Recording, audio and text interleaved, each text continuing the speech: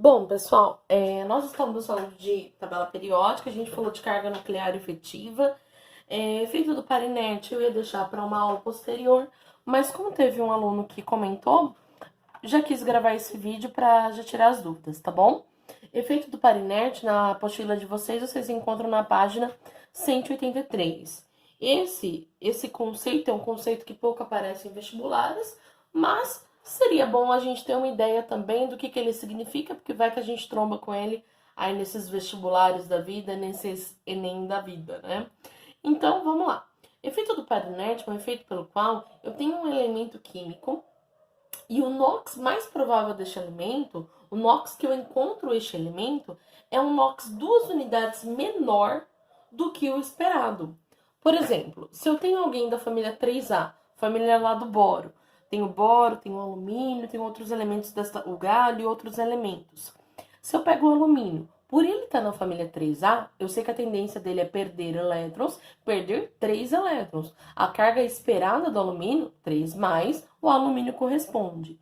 Já quando eu pego o índio, que também é da família 3A, se eu for observar e estudar os compostos formados pelo índio, eu vou ver que o NOx que vai aparecer mais vezes para o índio, o NOx mais comum dele vai ser 1 mais ao invés de 3 mais. Então, esse NOx está sendo 2 unidades menor do que o esperado. Isso é o efeito do par inerte. Esse efeito vai acontecer pela diferença de energia entre os orbitais S e P de um átomo. Se a gente olhar na teoria, vai estar escrito que aí esse efeito se deve às energias dos subníveis S e também à blindagem do D. Como assim? Vamos aqui ver o exemplo do alumínio. Eu tenho aqui a distribuição eletrônica do alumínio e do índio. Fazendo aqui pelo número atômico do alumínio 13, tenho essa distribuição, e do índio tenho essa distribuição. O que a gente percebe? A camada de valência do alumínio é a camada 3, e nessa camada 3 eu tenho 3 elétrons de valência. Para o índio, a camada de valência é a camada 5, e nessa camada 5 eu também tenho 3 elétrons. Eu percebo que no alumínio, quando a gente faz a distribuição dele pelo diagrama de energia, as energias dos subníveis 3s e 3p, elas são bem parecidas, bem próximas, tá? Apesar de um orbital ser o S e o outro ser o P, como os dois estão lado a lado no diagrama de energia, o S é menor, só que a diferença de energia entre esses dois é baixa. Então, assim, o 3s, ele tem uma energia menor que a do 3p, só que não muito menor. E eu vejo que não é muito menor pela própria distribuição eletrônica. Então, na hora de perder elétrons, esse alumínio vai perder 3 elétrons, formando então o alumínio 3+. Quando eu chego no índio, eu percebo que esta camada de valência aqui, eu vou ter os níveis S e P, só que a diferença de energia entre eles já vai ser bem maior. Como eu sei que ela é maior, ó, eu passo pelo 4D antes. Então, o 5S e o 5P não estão um do lado do outro. Se eles não estão um do lado do outro, quer dizer que a diferença de energia entre eles já é maior do que, por exemplo, esse 3S e 3P. Por essa diferença de energia ser grande, às vezes, quando o índio vai formar cátion, às vezes ele perde esse um elétron só, formando o índio mais, e às vezes ele forma o índio perdendo os 3 elétrons da camada de valência 3+. Era de se esperar que este fosse o NOx mais comum do índio, mas não é.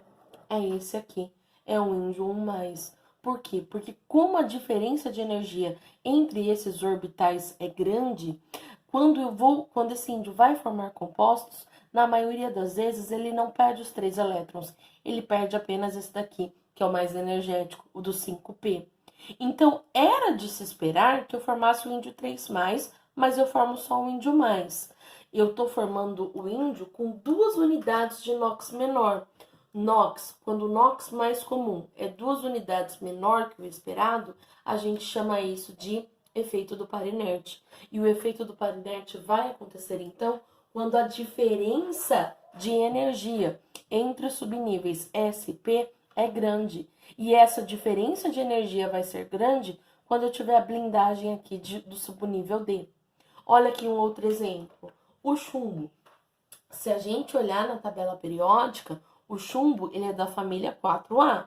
Então era de se esperar, e o chumbo ele tá lá caracterizado, a gente sabe que o chumbo é um metal, então era de se esperar que ele formasse cátions 4+. Só que a gente sabe, aqui ó, camada de valência do chumbo, que o chumbo ele forma cátions do tipo 2+ e chumbo 4+. Por quê?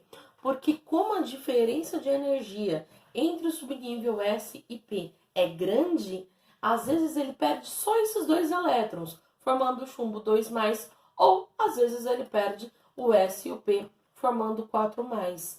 Esse é o esperado, esse é o mais comum. Por isso eu digo que eu tenho o efeito do par inerte. Outro exemplo, o antimônio.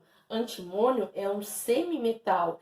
Por ele ser um semimetal, ele também vai ter essa característica de perder elétrons. E aí, para o antimônio, eu teria na última camada, que é a camada 5. Tenho 2 com 3, tenho 5 elétrons. Então, ele poderia perder 5 elétrons. Mas pela diferença de energia, eu encontro também o antimônio 3+. Este é o mais comum.